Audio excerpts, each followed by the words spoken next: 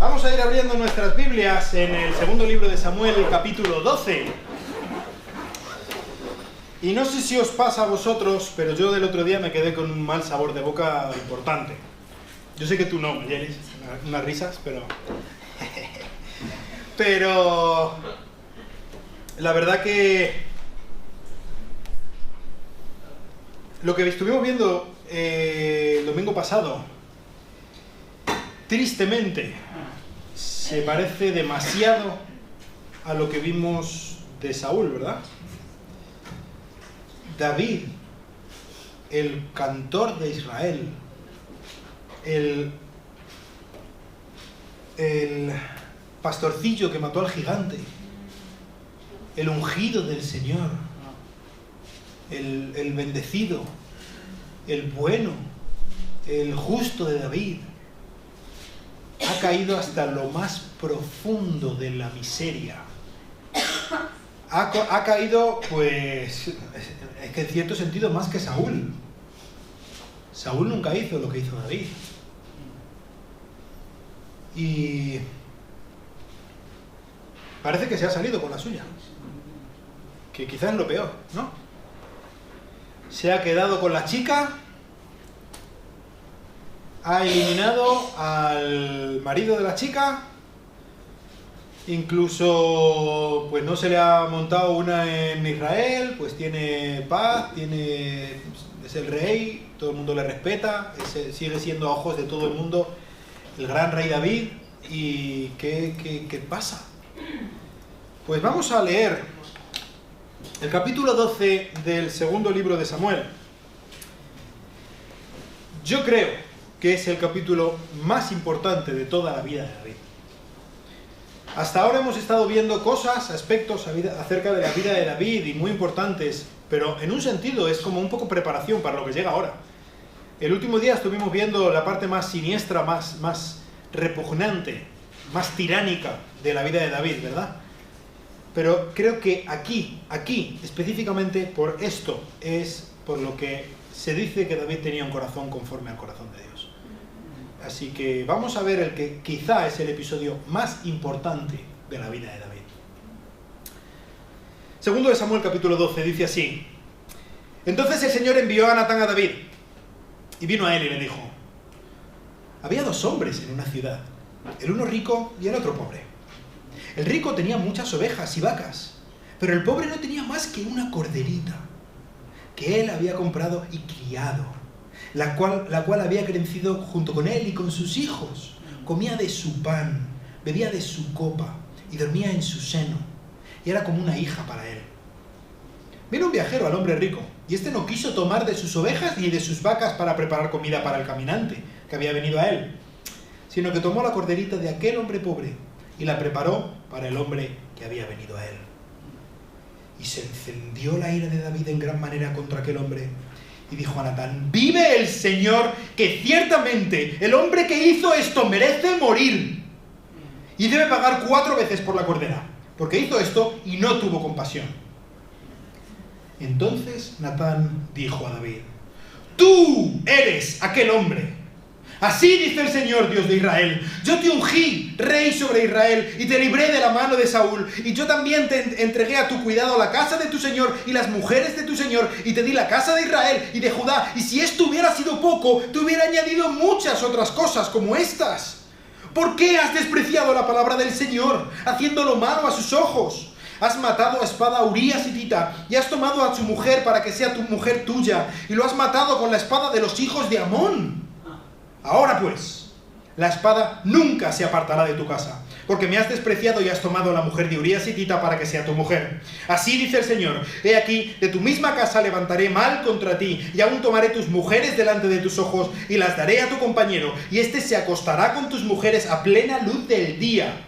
En verdad tú lo hiciste en secreto, pero yo haré esto delante de todo Israel y a plena luz del sol. Entonces David dijo a Natán: he pecado contra el Señor. Y Natán dijo a David: el Señor ha quitado tu pecado, no morirás.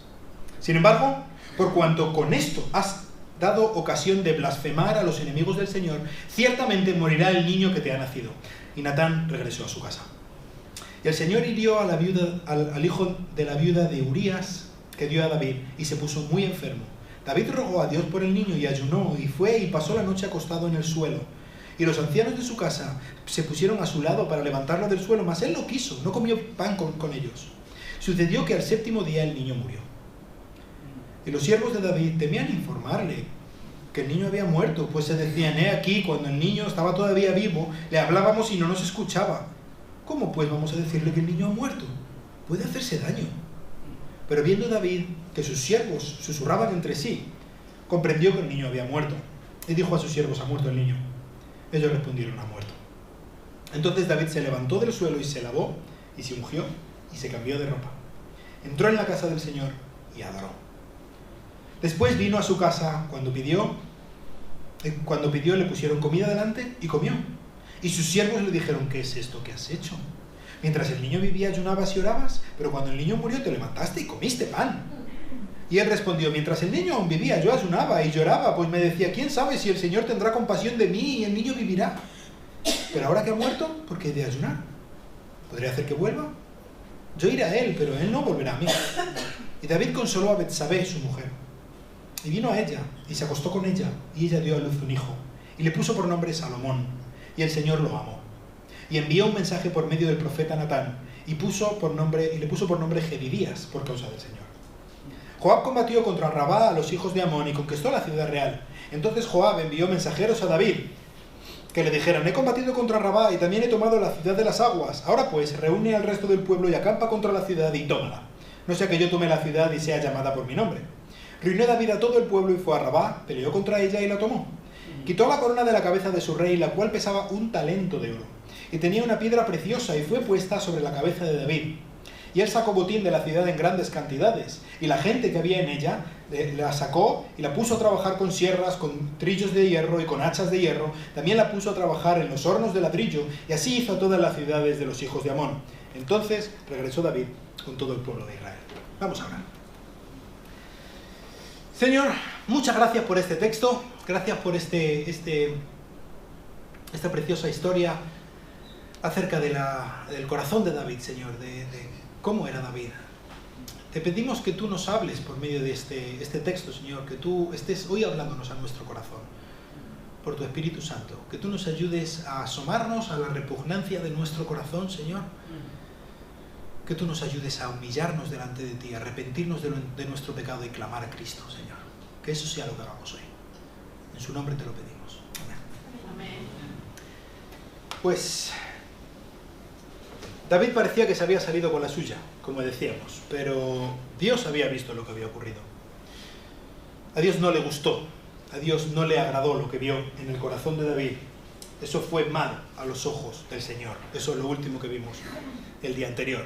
Y Dios aún no había dicho su última palabra.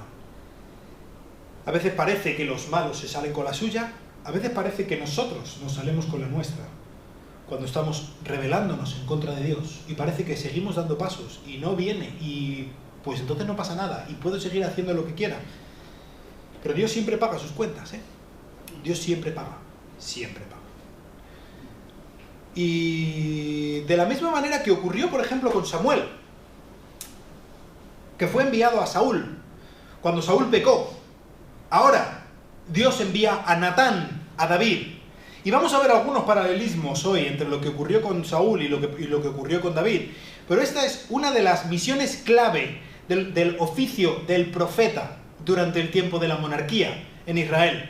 Y era que tenían que ir donde el rey y anunciarle cuando estaban haciendo las cosas mal, y anunciar el juicio de Dios sobre ellos si ellos estaban haciendo las cosas mal. ¿Recordáis que decíamos que en la nación de Israel el rey no estaba por encima de la ley?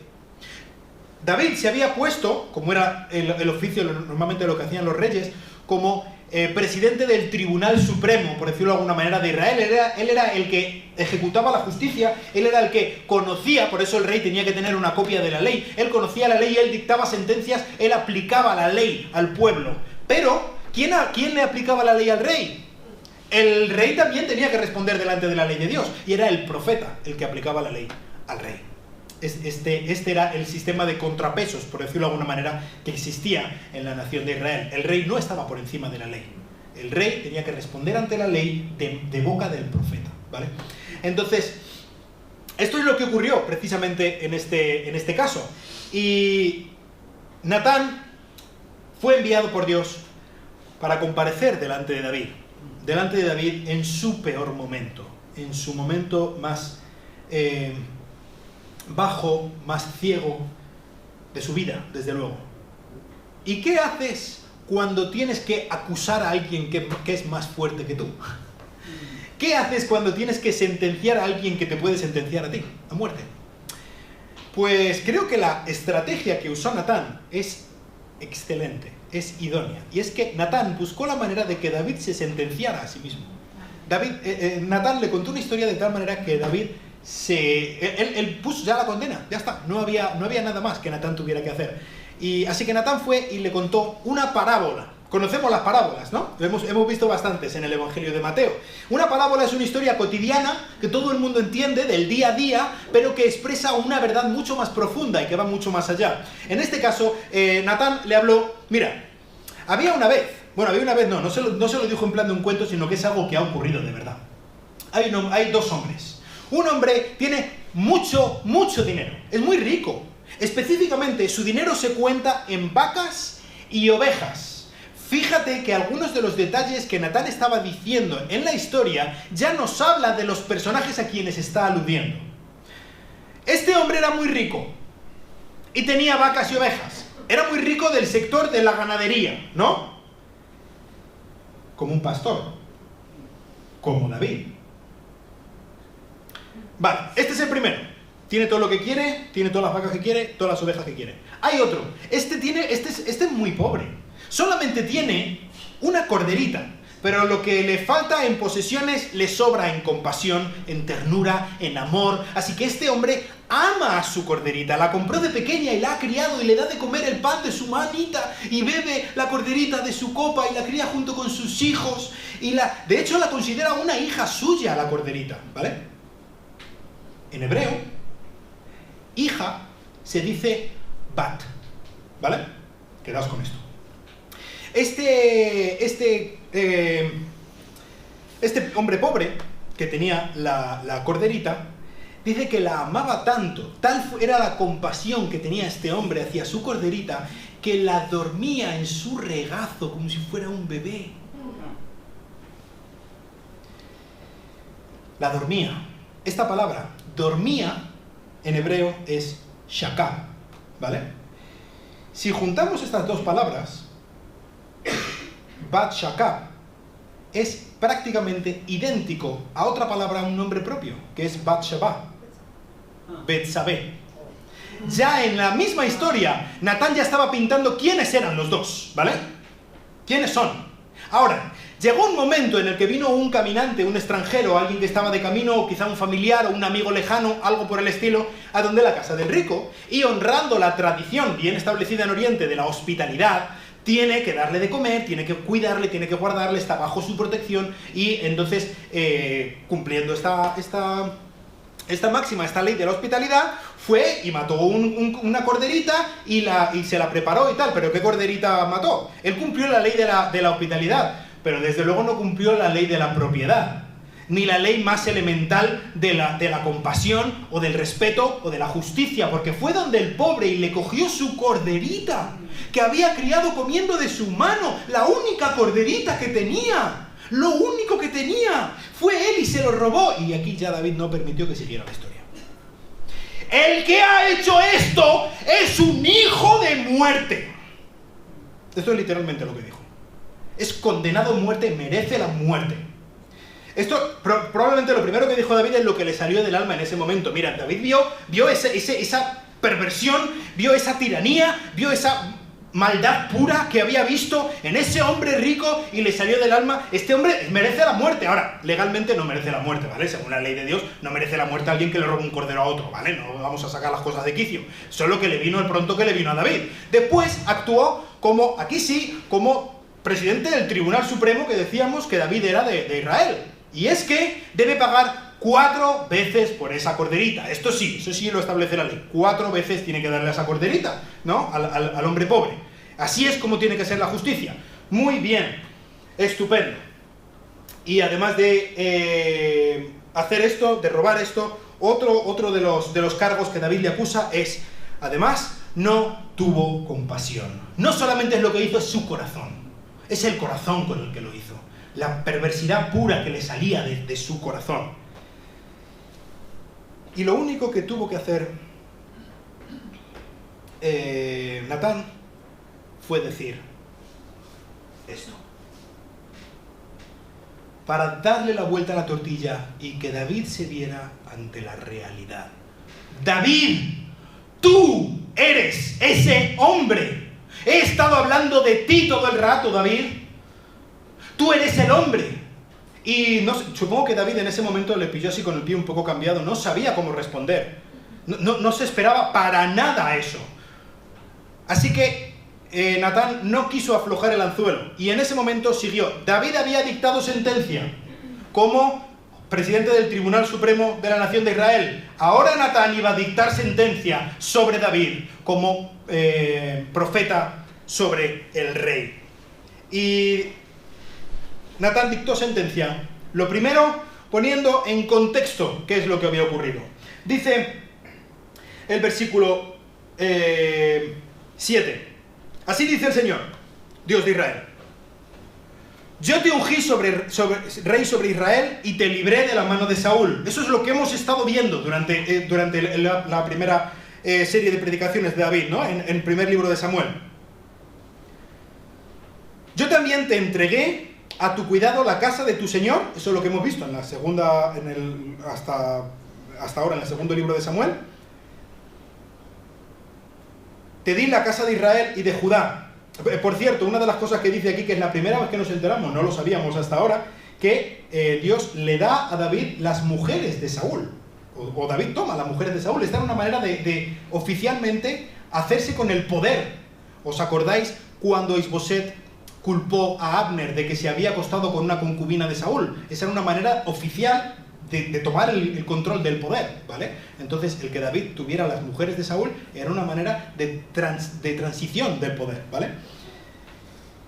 Te di la casa de Israel, te di la casa de Judá, y si esto hubiera sido poco, te habría dado todo lo que se te hubiera ocurrido, David. ¿Te parece poco lo que yo te he dado?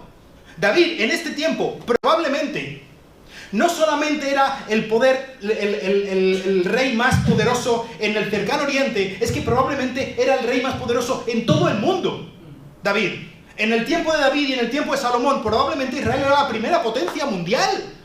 ¿Te parece poco, David? Es que te hubiera dado más. Solamente me lo tendrías que haber pedido. Así pues, ahora, versículo 9. Llega la enumeración de las ofensas que David había hecho.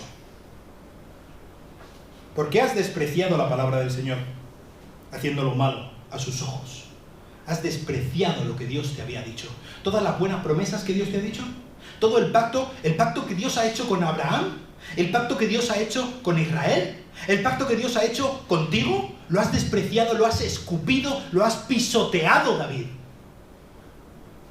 Has matado a espada a Urías hitita. Quizá a otros les has engañado, diciendo que han sido los amonitas los que han matado a Urías. A mí no me engañas, David. Yo sé, como dice al final de este versículo, que tú lo has matado con la espada de los amonitas. Pero has sido tú el que lo ha matado. ¿Has violado a Betsabé? ¿Se puede caer más bajo, David? La sentencia por el adulterio es la muerte. Legalmente. La sentencia por el asesinato es la muerte. Legalmente. Ahora llega la sentencia para David. Versículo 10. Ahora pues, la espada nunca se apartará de tu casa, porque me has despreciado y has tomado la mujer de Urías hitita para que sea tu mujer. Así dice el Señor: he aquí, de tu misma casa levantaré el mal contra ti, y aún tomaré tus mujeres de delante de tus ojos y las daré a tu compañero, y éste se acostará con tus mujeres de plena luz del día. Tú lo has hecho en secreto, David. Tú te has acostado con Betsabé en secreto sin que nadie se enterara. Todo Israel va a ver cómo alguien de tu misma casa se acuesta así delante de todo el mundo viéndolo, con tus esposas. No hay una vergüenza mayor que esta. No existe una vergüenza mayor que esta. David había matado a espada. Ahora dentro de su misma casa, no una guerra civil en Israel, no, dentro de tu misma casa, David, de tus hijos, no nos va a salir la espada a matarse entre ellos. ¿Tú has abusado sexualmente? Ahora se va a abusar sexualmente de los tuyos a plena luz del día. Quizá alguno lo llame karma. El karma se supone es una fuerza así impersonal, ¿no? Que al final hace que si tú haces una cosa te venga lo mismo, pero hacia ti o alguna cosa por el estilo, porque tienes que estar en paz con todo el mundo. No, esto se llama Dios, un Dios santo y justo. Es justicia cósmica. Y Dios es el juez. Y Dios paga. Siempre paga. Así que lo importante no es intentar vivir y tener el karma aplacado, cosas por el estilo. Lo que debemos hacer es honrar y obedecer a nuestro Señor. Eso es lo que debemos hacer. Así que Natán había dictado sentencia. Y David, cuando ha escuchado esto, versículo 13, solamente dice en el original dos palabras. Dos palabras que lo cambian absolutamente todo. He pecado contra el Señor. No hay nada más que David necesitara decir. David confesó inmediatamente su pecado, en ese mismo instante. No esperó a más cosas. No lo pensó, no se puso a buscar otros culpables, no se excusó, no se escondió detrás de su posición como rey. No hizo absolutamente más que decir: tienes razón, yo soy ese hombre. Y la sentencia divina sobre mí es absolutamente justa. Yo no soy la víctima en esta situación. Yo soy el verdugo. Por lo tanto, debo aceptar la justicia de Dios sobre mi cabeza. No es muy común esta respuesta, El arrepentimiento de David llegó explícito, sin excusas, inmediato. De la misma manera, el perdón divino llegó en ese mismo instante. Un perdón completo, un perdón inmediato, un perdón redentor. Eso es lo que Natán le dijo en ese mismo momento. Natán dijo a David: el Señor ha quitado tu pecado, no morirás. Ahora, ¿cómo puede ser que si la culpa por el adulterio es la muerte y la culpa por el asesinato es la muerte, según la ley de Dios, cómo puede ser que Natán le dijera a David: Dios ha quitado tu pecado, no morirás? ¿No es injusto esto? ¿Qué os parece? De hecho, fíjate, Natán ni siquiera tuvo que ir a pensárselo a casa. No es que le dijera algo y luego, como cuando Natán se presentó delante de David, cuando David quería construir el templo, Natán le dijo: sí, muy bien, construyelo, y luego Dios le dijo: no, pero que dile que no. Es que Natán directamente le dijo: David se arrepintió, Dios ha quitado tu pecado, no morirás. ¿Por qué Dios invalida su propio pacto? Pues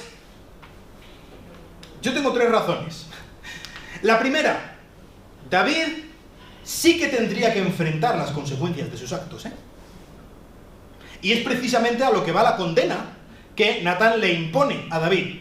David tendría que enfrentar las consecuencias de sus actos. Número 2. Dios es compasivo y clemente. Es misericordioso, lento para la ira, grande en misericordia. Dios es un Dios que está deseando perdonar. Dios es un Dios que de ninguna manera, jamás va a dejar pasar, va a despreciar un corazón arrepentido. Nunca el corazón de nadie haya hecho lo que haya hecho. Dios es un Dios que está deseando que todo el mundo proceda al arrepentimiento. Es un Dios que desea perdonar. Es un Dios que desea amar, que desea darse. Dios es un Dios cuya esencia es la compasión, la clemencia, el amor. Es un Dios con los brazos abiertos. A veces nos imaginamos a Dios con los puños cerrados y deseando reventar a todo el mundo. Ese no es Dios. Dios desea perdonar. Y la principal prueba de que Dios desea perdonar es la tercera razón por la que le dice Natán que va a vivir. Y es que sí que hay justicia y el pacto sí que se cumple. David no murió por el asesinato de Urías. David no murió por el adulterio con Betsabé.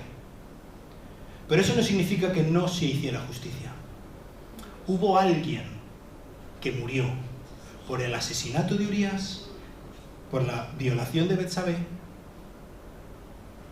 Lo que ocurrió aquí es que Dios descargó la ira terrible, destructiva, que debería haber descargado encima de la cabeza del corrupto y asqueroso David. Encima de la cabeza de su propio Hijo, Jesucristo. Eso es lo que ocurrió.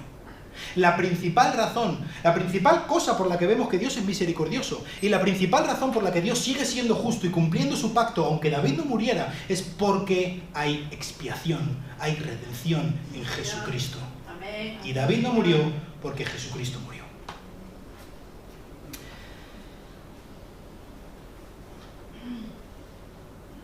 En el versículo 15 vemos otra de estas consecuencias.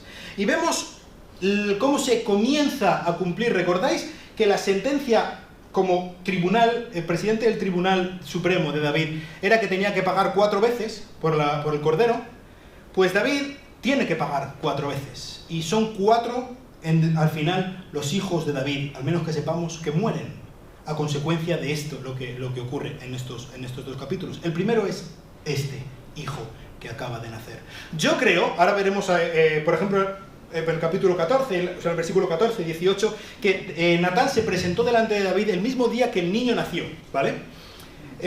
Pero el hecho es que Natán, antes de irse, le dice: oye, que sepas que porque tú has deshonrado a Dios y has hecho que los enemigos de Dios blasfemen el nombre de Dios, este niño va a morir. Imaginaos, padres, que os dicen que tu hijo va a morir. No que tu hijo va a morir por una enfermedad, sencillamente, o un accidente de coche. Que tu hijo va a morir por tu pecado. No quiero ni imaginármelo, ¿eh? Así que desde ese mismo momento, parece ser, según lo que vemos después, que David incluso se vistió de luto, se puso a los pies de la cuna del niñito, recién nacido, no quería comer, no quería beber, no quería hablar con nadie, solo quería derramar su corazón en arrepentimiento delante de su Dios. La gente le venía a ver, los ancianos, decir: levántate, come algo, te va a dar algo, David. No, es que ni siquiera los escuchaba. Él solamente estaba rogando a Dios, rogando al Dios misericordioso, al Dios que perdona, al Dios que es grande en piedad, que perdone la vida de su hijo. Desde luego David amaba a su hijo y estaba dentro de él, estaba la compasión natural de un padre por su hijo. Pero ¿os imagináis la culpabilidad tan terrible, tan tremenda de que tu hijo se esté muriendo por tu culpa? Y le ves como gota a gota su vida se va yendo de su cuerpecito. Y es por algo, por una maldad tan terrible que tú has hecho, que la vida de este precioso se está yendo. Y finalmente, el 7º día, el niño murió. Y aunque en un principio los sirvientes de David no querían decírselo, porque decían: madre mía, lleva una semana sin comer, lleva una semana sin dormir, ¿cómo no quiere escuchar a nadie? ¿Cómo? ¿Qué locura va a hacer? Si ha estado viviendo como que el niño ya se había muerto, haciendo el luto antes de que muriera, ¿qué va a hacer cuando muera de verdad? Pero finalmente David, que no era tonto, obviamente, se dio cuenta de que el niño había muerto. Y para sorpresa de todos, David fue, se lavó, se vistió y adoró. Cuando dice que se lavó y se vistió, lo podemos comparar en otras ocasiones en la Biblia, como por ejemplo, no hace mucho estábamos estudiando el libro de Ruth, cuando Ruth, antes de ir al campo con Booz, se lava, se cambia, se lava y se viste y tal, realmente lo que estaba haciendo era quitarse la viudedad, quitarse la ropa de la viudedad del luto, para ir donde Booz. Esto es lo que estaba haciendo David. Y la gente no podía entenderlo. ¿Cómo que David se pone como si en el tiempo del luto se quita el luto y se va a adorar a Dios?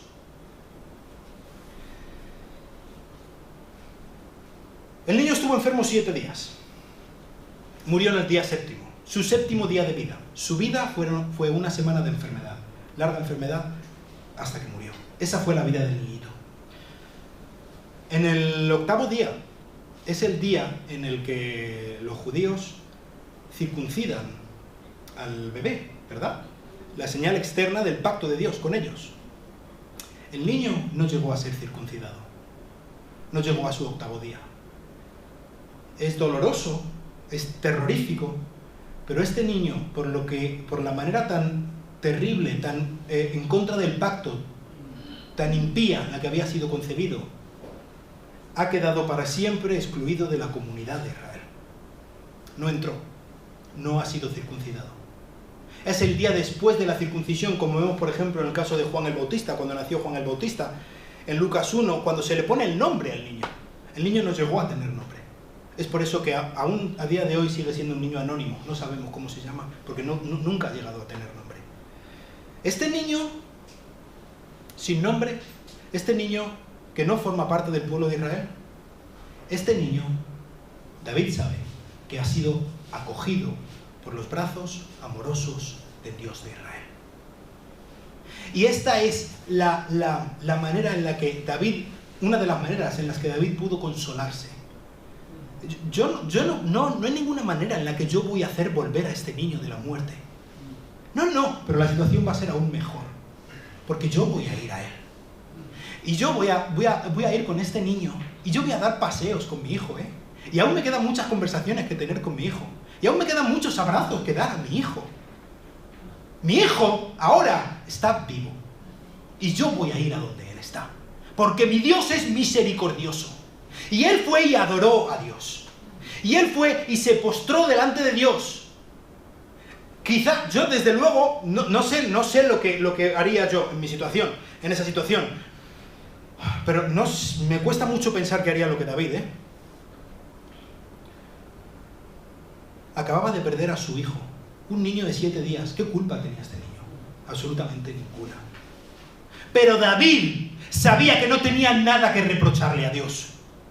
David sabía que Dios ha sido absolutamente justo, que Dios ha cumplido lo que ha prometido, que Dios ha cumplido porque es perfecto, porque es santo. Es más, David sabía que, de nuevo, en este caso, él no es la víctima, que David es el verdugo, David es el que merece la culpa y no tiene derecho a echar culpas a nadie.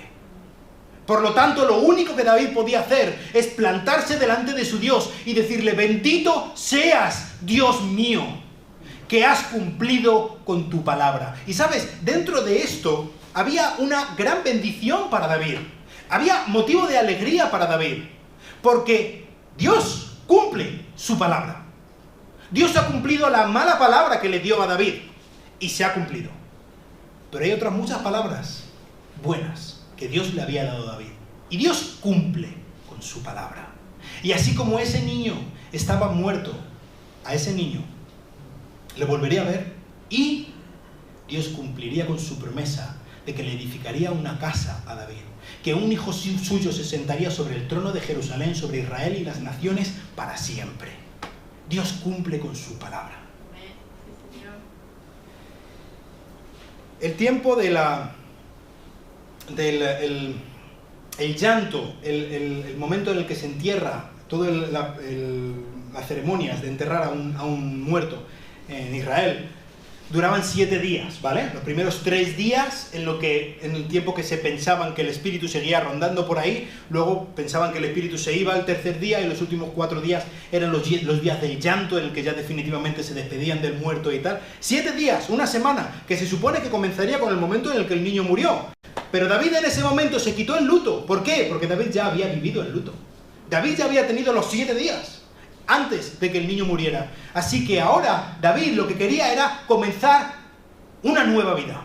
Él se había arrepentido profundamente. Desde luego había tenido mucho tiempo de pensar mientras que estaba derramando su corazón delante del Señor.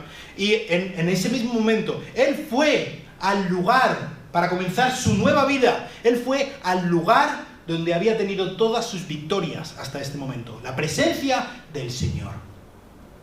Estábamos cantando: en tu presencia hay plenitud de gozo, delicias a tu diestra para siempre. No hay un mejor lugar que estar que en la presencia del Señor. Y te digo, estar en la presencia del Señor no lo vamos a conseguir sencillamente cantando canciones bonitas y estando en un momento espiritual, en un impulso espiritual, con muchas voces y la gente gritando y diciendo lo que sea, o con luces de colores, qué sé yo. Eso no es estar en la presencia del Señor. Estar en la presencia del Señor, como estaba aquí haciendo David, es ser conscientes de quiénes somos delante de Dios. Es arrepentirnos de nuestro pecado, es odiar lo que Dios odia. Solamente el de manos puras puede entrar a la presencia del Señor. Para entrar a la presencia del Señor debemos entrar de rodillas. Para entrar a la presencia del Señor debemos entrar arrepintiéndonos, llamando malo a lo que Dios llama malo, especialmente en nuestra vida. Esa es la manera en la que podemos entrar a la presencia del Señor. No es gritar 1000 veces Dios es santo. Eso no es entrar a la presencia del Señor. Entrar a la presencia del Señor es reconocer que soy malo, que necesito a Cristo. Esa es la única puerta para entrar a la presencia del Señor. Y vemos el cambio drástico en la vida de David, en la manera en la que él enfoca absolutamente todo y la manera en la que Dios ve a David. Cuando David había recibido consolación en medio de un tiempo tenebroso, desde luego, para David. Y ahora David era capaz, vemos en el versículo 24, de transmitir esa consolación, como dice Pablo, que consolemos a los que necesitan consolación, con la consolación con la que nosotros mismos hemos sido consolados. Eso es lo que él hizo con Betsabé.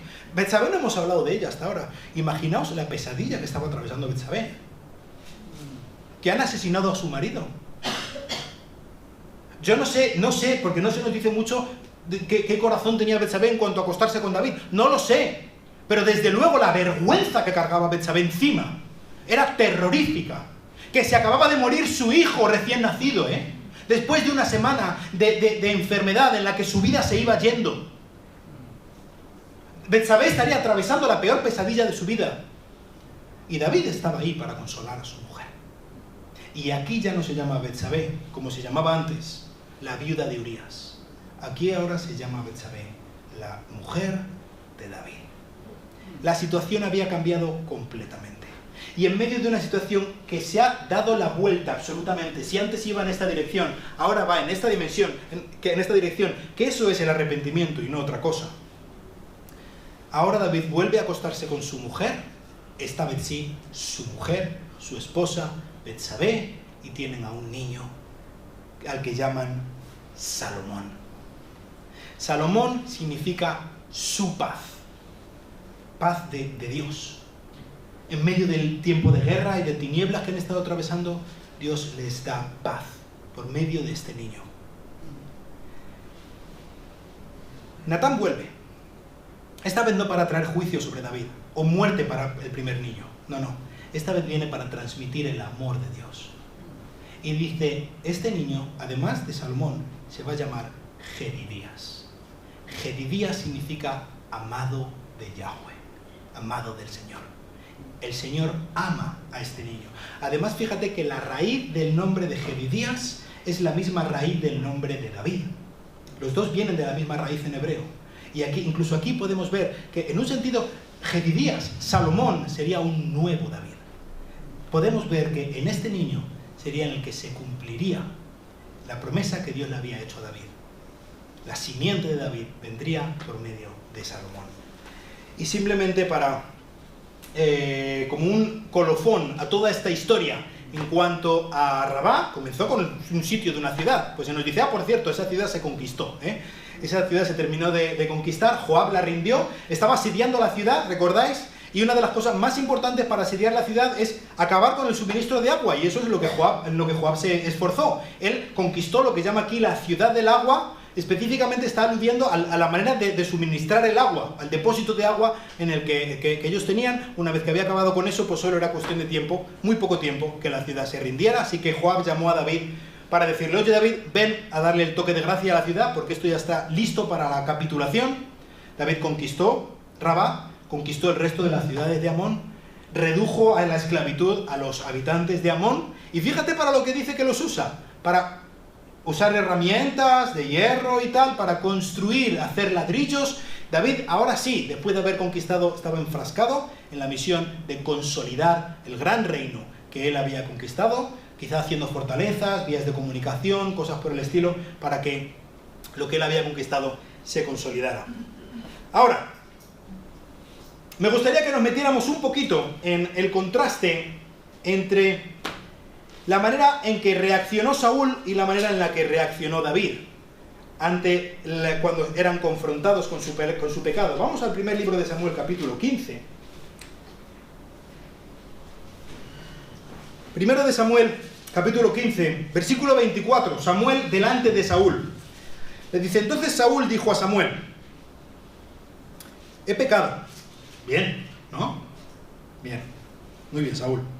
En verdad he quebrantado el mandamiento del Señor y tus palabras. Estupendo. Porque temí al pueblo y escuché su voz. ¡Ay, Saúl!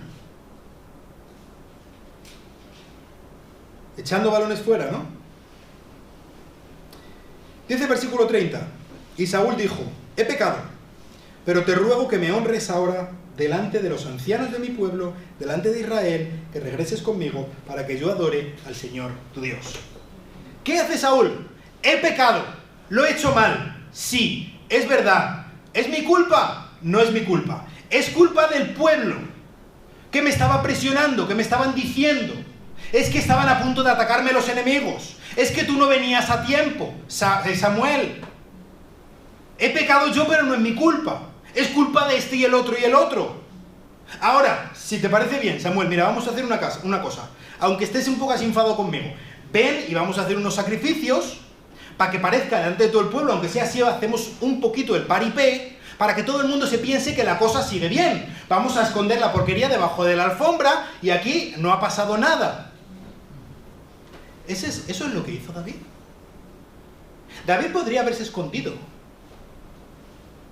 detrás de su rango. David podría haberle dicho, como otros profetas, como otros reyes en Israel harían a continuación, podría haberle dicho al profeta, tú te callas la boca, tú te vas de Israel, no te permito que tú me hables en ese tonito.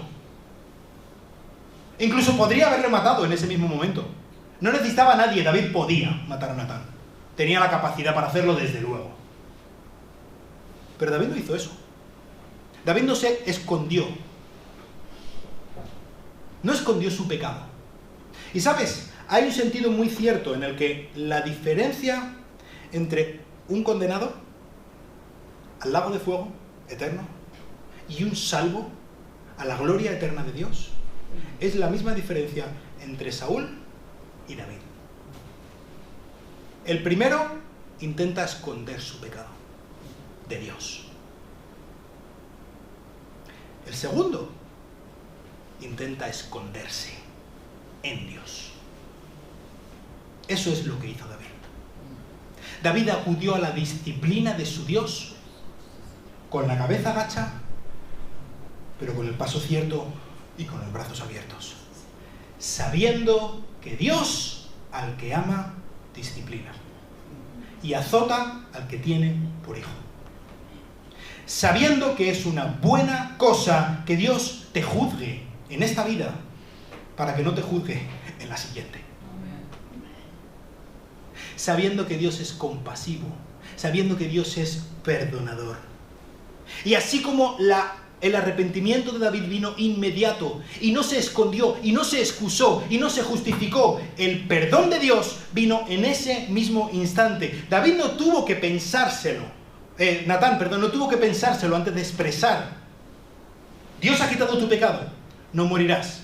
¿Por qué no tuvo que pensárselo, Natán? Porque Natán sabía cómo es Dios. Porque Natán sabía que Dios perdona. Por la misma razón por la que Jonás, en el momento en el que Dios le dijo: ve a Nínive a decirles que yo los voy a destruir, Jonás se cogió y se fue en la otra dirección, porque conocía a Dios.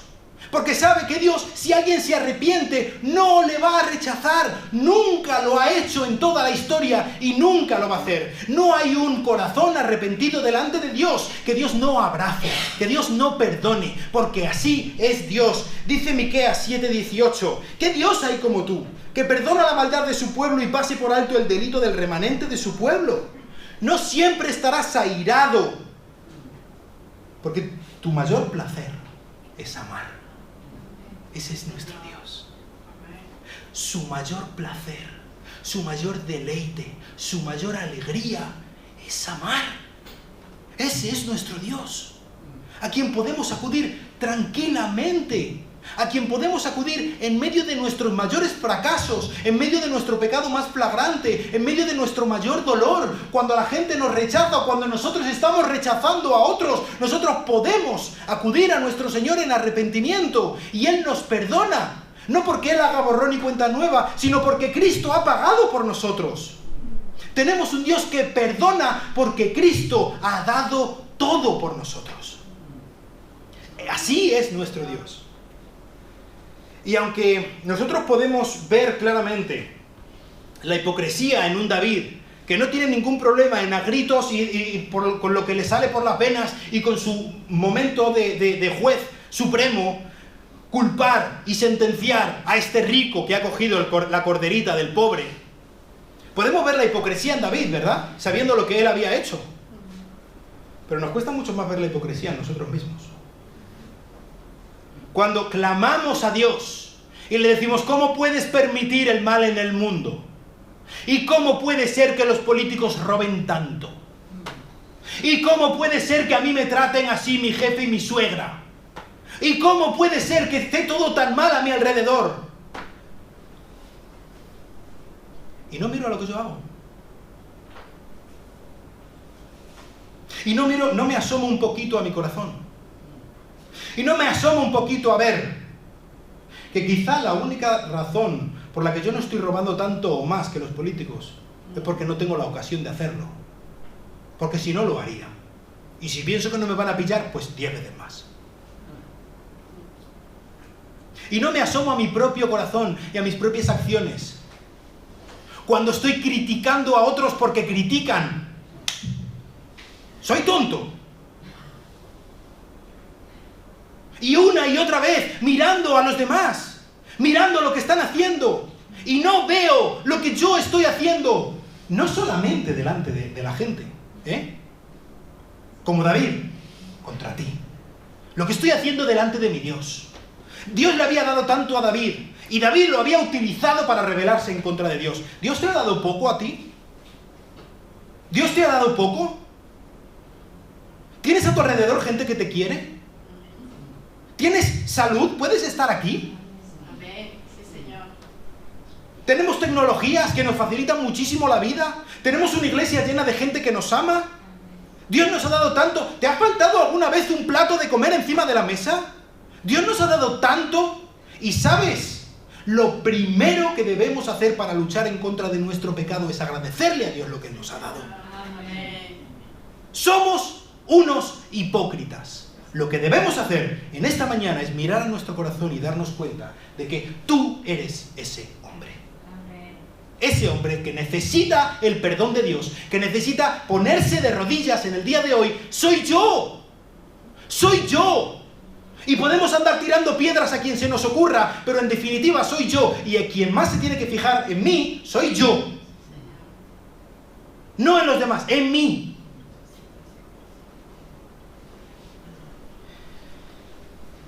Me gustaría que mentalmente, trazáramos un círculo a nuestro alrededor. Así, donde estoy. Que no entre nadie más, ¿eh? Si estáis ahí casados, separaos un poco para el círculo mental, que no le pille ni un poquito al otro, ¿eh? Y que estemos pensando en qué es lo que está mal dentro del círculo. ¿De qué manera se estoy atentando contra la santidad de Dios yo? No de qué manera se está fomentando algo que está haciendo quien sea. No, yo. Porque es de mí, es a mí a quien Dios va a pedir cuentas, ¿eh? Dios no me va a pedir cuentas de lo que hacen los demás. Dios me va a pedir cuentas de lo que hago yo.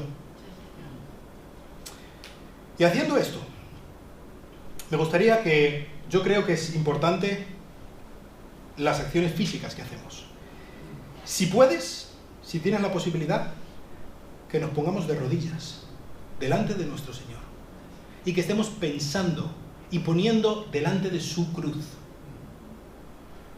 estos pensamientos, esta supuesta piedad, esta mentira en nuestro corazón, esta rebelión, y que le roguemos que nos perdone y que nos ayude a luchar contra nuestro pecado.